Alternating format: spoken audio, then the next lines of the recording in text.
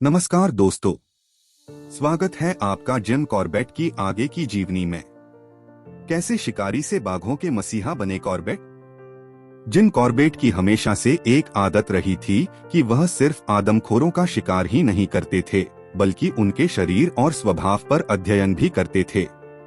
इसी तरह जब उन्होंने एक आदमखोर बाघिन के शरीर को गौर से देखा तो पाया कि उसके चेहरे और शरीर पर गोली तथा अन्य हथियारों के निशान मौजूद हैं।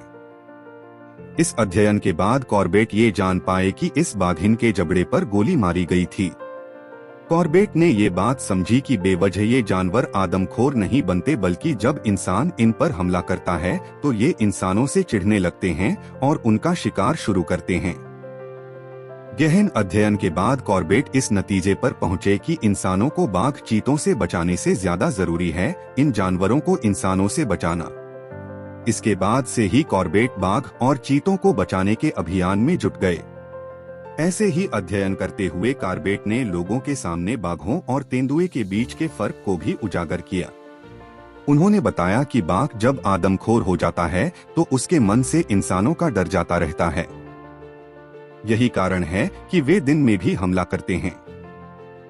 वहीं तेंदुए कितने भी आदमखोर क्यों ना हो जाएं, मगर इंसान का डर उनके अंदर बराबर बना रहता है।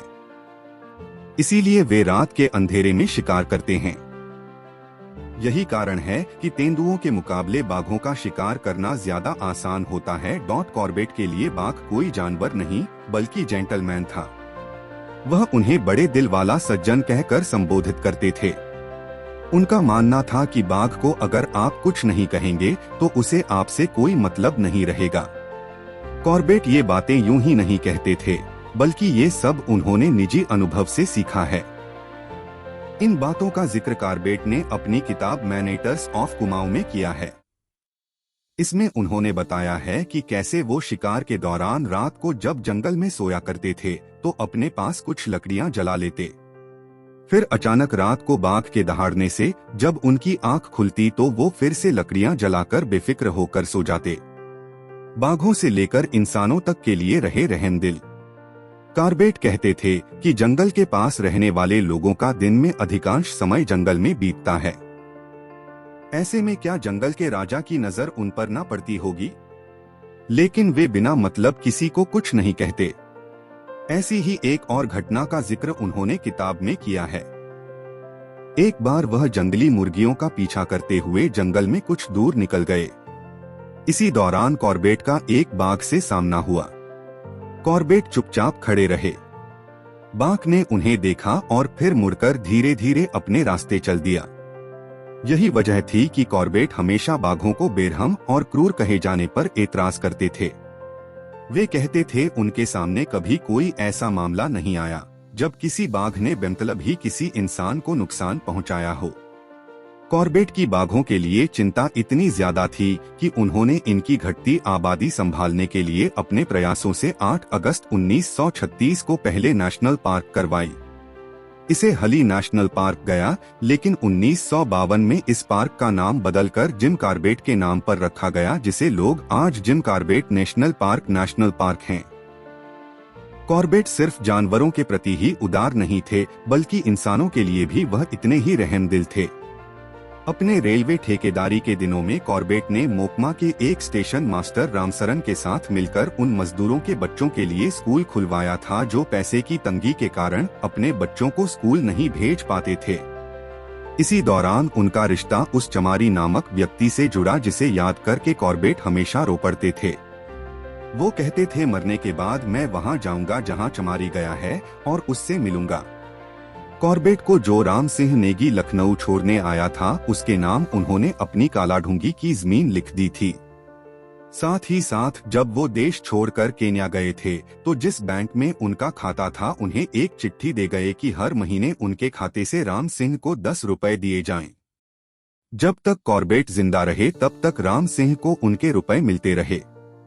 भारत के गरीबों के प्रति कॉर्बेट कितने उदार थे और हिंदुस्तान उनके लिए क्या मायने रखता था, ये जानने के लिए उनकी लिखी किताब माय इंडिया पढ़ी जानी चाहिए। जिम कॉर्बेट ने आखिर क्यों छोड़ा था देश? यह बात सोचने वाली है कि कॉर्बेट केन्या में अपने अंतिम दिन बिताते हुए वो जिस भारत देश को अपना देश कहकर याद करते रहे, भला वो उस देश को छोड़कर क्यों चले गए। भले ही कॉर्बेट की देह को केन्या की न्येरी नदी के पास दफनाया गया हो, लेकिन उनकी आत्मा तो यहीं हिंदुस्तान की छोटी हल्द्वानी में बस गई थी। वो कभी देश छोड़कर गई ही नहीं। केन्या के लोग जिन्होंने कॉर्बेट को करीब से देखा था, वे कहते थे कि कॉर्बेट को देखकर ऐसा लगता था मानो वो सिर्फ अपनी किताब पूरी करने के लिए जिंदा हैं। भारत से इतना प्रेम करने वाले कॉर्बेट आखिर इस मिट्टी को छोड़कर क्यों चले गए होंगे? इसके पीछे कई कारण बताए जाते हैं। एक कारण ये था कि उनके दिल में ये बात घर कर गई थी कि भले ही वो इसी देश की मिट्टी में पैदा हुए हो, लेकिन आखिरकार वो हैं तो एक अंग्रेज ही। आजादी के बाद क्या लोग उन्हें उस नजर से देखेंगे जिस नजर से उन्हें पहले देखा जाता रहा है?